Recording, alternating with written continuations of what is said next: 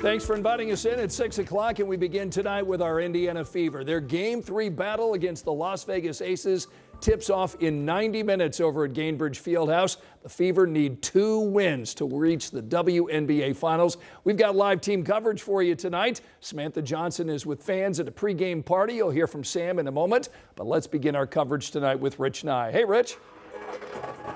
Good evening, Scott. Welcome to Gainbridge Fieldhouse. The Indiana Fever on the court behind me, going through their pregame warm-ups. In fact, we've already seen Lexi Hull is out here. She's wearing the back brace, but she is good to go for tonight's game. Between the Fever and the Aces, game number 3 with the best-of-5 series tied at 1. Let's go back to game 2 and talk about the problems the Fever ran into. And that was turnovers. 22 turnovers by the Indiana Fever. They led to 28 points for the Aces and really gave the Fever no chance in game number 2. Of course, the Fever won game 1 in Las Vegas, but that game 2, they have to do a better job, I should say, taking care of the ball and getting their quick baskets on offense and better spacing on offense.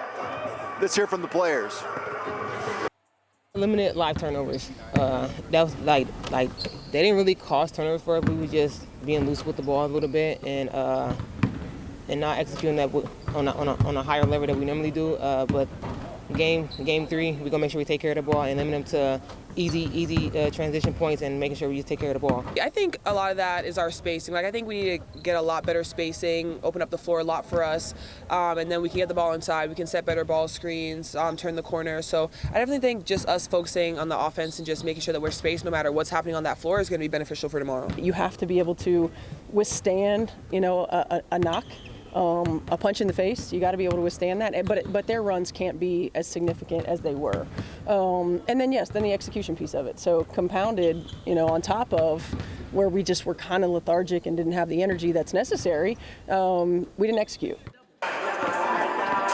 Stephanie White looking for much better execution tonight. The home court should help. The Fever have games 3 and 4 right here at Gainbridge Fieldhouse. Tip-off at 7:30 tonight. The doors just opened. You might be able to see around me. It is a red out, so all the fans will get one of those red rally towels.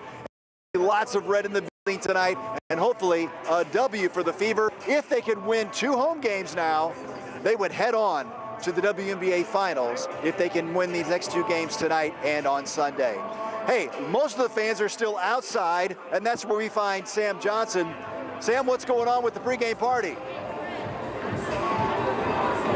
Hey, Rich. Yeah, we've been going for a while now out here, and if there's one thing I've learned covering the Indiana Fever, it's that the most honest fans are the kids, okay? And I found a couple good ones here. They told me they've been fans for a couple years now. They came for Caitlin Clark, but they stayed for the other players. You guys, you've been to Fever games before, which is so cool. Why do you think there's so much excitement around this team right now? The teamwork, just everything about them is awesome. Yeah, and what are you most looking forward to seeing tonight? Caitlin's signature on this hat tonight. All right, we got to get him Caitlin's signature. And you, who's your favorite player? Caitlin Clark. That's right. They came for Caitlin. Same thing over here. Let me ask you this. Best case scenario, what happens tonight?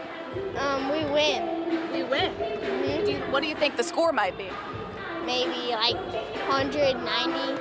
You heard it. You heard it here first, 190. We talked to a couple other really young fans who really showed us that this team's been here since 2000, but right now feels like it's about the future. Take a look. And why was it important for you guys to come back and watch tonight? It's the playoffs, and this is my favorite team. This means a lot to me. We're the underdogs, and we made it this far. So this is really exciting. Yeah. Really exciting. Yeah, I like that. And here's a closer look at those rally towels. 18,000 of them inside Gainbridge Fieldhouse for tonight's Red Out Game 3 between the Fever and the Aces. We're going to get these guys inside so they can enjoy their seats and they can get this Caitlin Clark signature. We got to get that one too. Guys, give us a wave. Send us back to Scott in the studio. Scott, tip-off set for 7:30. These are smart Fever fans. We're so glad to have them here on our 6 o'clock news. Sam, great job out there. So win or lose tonight, the Fever are guaranteed at least one more home game in this best-of-5 series. Game 4, 3 o'clock Sunday afternoon at Gainbridge Fieldhouse. If there is a Game 5, it'll be out in Las Vegas on Tuesday night. All right, let's talk about the weather that is really spectacular on this Friday night. Looks like the weekend is setting up to be nice too, huh? Yes, first fall weekend of Late September. Good night. Nate, help me out. Where are we? Okay, it is the first full weekend of fall. Right. Last weekend of September. Phew, thank goodness it's Friday. It's all right. It's good. Wow. Temperatures will be close to 80 as everyone heads into Gainbridge Fieldhouse tonight. That is a 7:30 tip as everyone heads home. Clear skies and in the 60s. It'll be cool tonight, down into the 50s, but cool nights, warm afternoons. We have sunshine over Morris Reservoir and at 79 in Carmel, 77 Bainbridge. We will stay close to 80 for the next couple of hours, but as I mentioned, cool nights will be in the mid-50s tonight, but a warm weekend ahead. Lots of sunshine and temperatures in the mid-80s. Circle City Classic is downtown tomorrow. Parade at 10, 72 degrees. Game kickoff at Lucas Oil will be in the mid-80s. In the courtroom today, a man accused of causing a deadly crash made his initial hearing. Brian Kalea is tonight charged with reckless homicide and criminal recklessness. Police tell us he slammed his car into an SUV, killing a passenger. All of this happening last Saturday morning near Ohio Street and East Street. Police believe the suspect was under the influence at the time of the crash. Now, according to the court documents, a witness told police Kalea ran several red lights right before this crash. A judge set bond at $80,000. Tonight, a skating rink on the far west side of Indianapolis is pushing for the state of Indiana to approve an alcohol permit. But as our Ashton Hackman explains, IMPD and city leaders say this skating rink is already a place with repeat problems. Metro Police, they point to public police reports that show officers have been called here to Skateland, Indy dozens of times in the past, including for shootings and a fight as recently as March. A place to skate known by Indy families, but also Indy police. A shooting in 2021 that injured a young girl. A 2019 homicide in Skateland's parking lot. At a public meeting Friday, community members and police pushed for the alcohol permit to be denied. Skateland manager James Wilson says serving alcohol would attract adults already there with their kids. He told those at the meeting safety and security are already a priority. Anything can possibly offer an opportunity for potential problems, but again, it falls on us, and I believe we have good policies in place, and we continue to make tighter policies, and we continue to look at more ways to continue to make our building and our business safer. Another hearing to discuss this alcohol permit request, it's scheduled for October 6th. On Indy's far west side, Ashton Hackman, 13 News.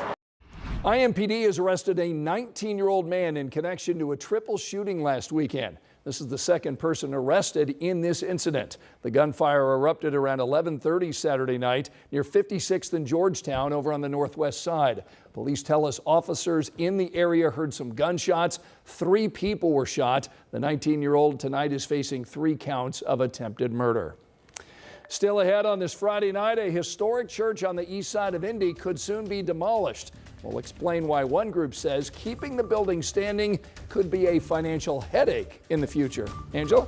Scott, there are storms in the Atlantic. One looks to have an impact on the southeastern part of the country by the end of the weekend. I'll cover that in your forecast. Plus, Indiana lawmakers tonight asking for a piece of a $50 billion program to fund rural health care. Why they say the need is urgent. That's next.